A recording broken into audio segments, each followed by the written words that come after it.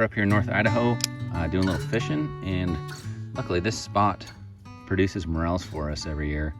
And so what we do is, instead of just picking them, we cut them. So then that way, hopefully they keep coming back every year. So we'll kind of clear the area, all these guys, and hopefully cook them up later with some fish.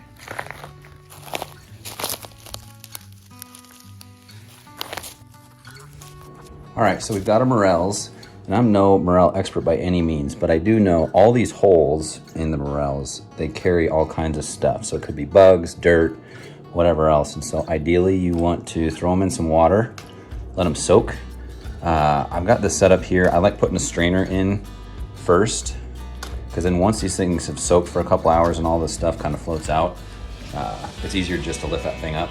And what we'll do is we'll just throw it in here and just force everything down, and they'll just stay down. So then that way we got a good amount of them underwater, so everything can kind of, all the junk can come out over time. We'll come back and check this out here in an hour or two. We'll dry everything off and get ready to cook.